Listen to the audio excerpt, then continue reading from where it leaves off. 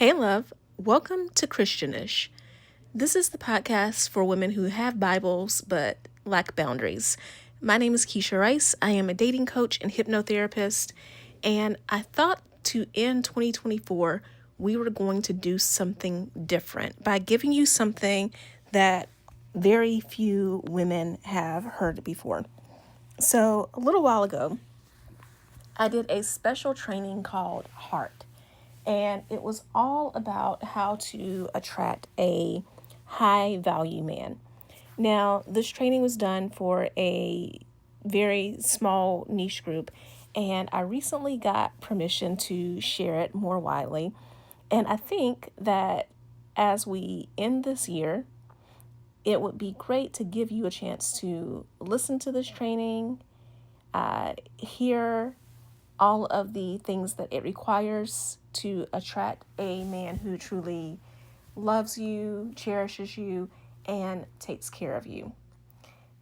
I hope that by listening to these trainings, and it is 5 days because each day spells out one of the letters in heart. I hope that by listening to these, this will help you make your love list as you end this year so that you can prepare to attract the love that you want to have in the new year. So, we are going to end this year with 5 days of this heart training, and these are going out the week of Christmas. Christianish will not be airing for the last week of 2024 because I will be on vacation, but I will see you guys in 2025. So enjoy the training. Love you so much. Hey, love. Welcome back to video 4 out of 5 on how to attract a high value man. I am Keshia Rice, dating coach for ambitious women of faith. And if you have not watched the first 3 videos in this series, please go back and watch those first. But we are talking about the qualities and the parameters that you need to have in place when it comes to going out and dating and attracting a high value man. Because, yeah, a lot of dating coaches will tell you about how to dress or how to do your hair, how to wear makeup. And I'm not saying that appearances aren't important because they are, but if you don't have the right mindset and the right expectations, then you will never attract healthy love. You will never attract that cherished partner who is going to cherish you and protect you and provide for you and allow you to feel safe and allow you to thrive as you journey on towards your purpose. So, again, we've been talking all about the heart method, and that is healing, which is the first video that we talked about, expectations, attention, and rules, which is what we are talking about in this video. So when it comes to the word rules, I don't want you to recoil and be like, I don't want to hear about rules. That doesn't sound fun. That doesn't sound interesting.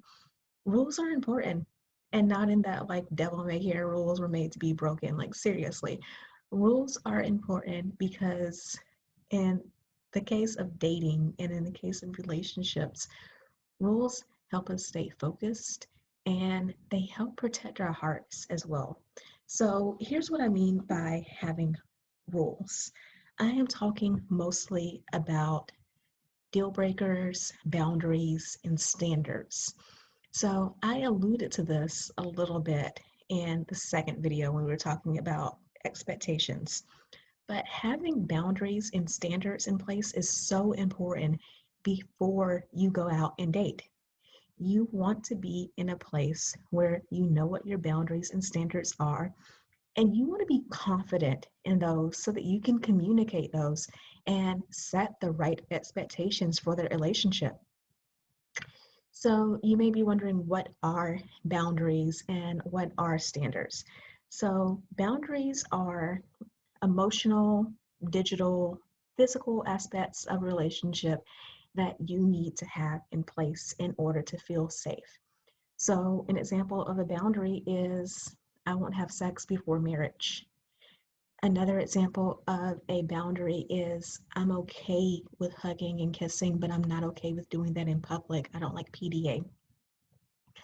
Another example of a boundary, a digital boundary, would be I don't want to follow you on social media, or I don't want you posting, you know, these types of pictures. And I don't mean someone controlling you and telling you that you have to like censor how you dress or how you talk and things on social media. I'm talking about if someone, for example, my husband and I had talked about this. We're obviously married, we want to have children. And I've said that a boundary for me is I don't really see us like posting pictures where we show our kids' faces very often. So that's what I mean by like those types of pictures, something that protects your partner's privacy needs or that protect your privacy needs. For example, if you're in a certain type of career where you don't mind close family and friends knowing what that career is, but you don't really want it publicly out there, then that could be something. There was a period of time where I didn't tell a lot of people that before I was a dating coach, I used to be a journalist and I worked specifically in TV news. There was a time where I didn't talk a lot about that because honestly, people were annoying. They would want to constantly pitch news stories to me, or they would want me to introduce them to certain people on TV. So, during that time period when I dated men, there were men who would go with me to say a workplace event. And I'd ask, hey, can you not post pictures of the two of us together at this event? I don't care if you post a picture by yourself there. Just don't include me because I don't want people bothering me like that. So those are the types of boundaries that I mean. Also, boundaries as far as personal space. So I mentioned this in the expectations video, but if you're the type of person who can't deal with someone constantly texting you all day, you find that anxiety inducing or overwhelming, then that's a boundary that you would set. Standards, on the other hand, are certain things that are bare minimums in order for you to date a person. So you won't date someone who smokes. That could be a standard. You won't date someone who isn't committed to learning. That could be a standard of yours. Um, you don't date someone who doesn't have similar values as you do. That could be a standard of yours. Um, a standard could be that you only date men who follow through and who are consistent. So if a man says that he's going to call you, you expect to receive a phone call from him at the day and time that he says that he's going to call you. Those are your standards. Those are your baselines for what needs to happen in a relationship. So when it comes to rules, starters, set your boundaries, set your standards, and then also implement some rules in place in order to keep you healthy and feeling safe in the dating relationship. So one of those rules could be that you don't allow a man to pick you up on dates unless you've been going with this person, dating this person, in a relationship with this person for a certain period of time. One rule that I actually like to ask my one-on-one clients to set is that they will always give the man the second date. And I say this because oftentimes the first date can be incredibly awkward because people are just nervous. Um, Things happen.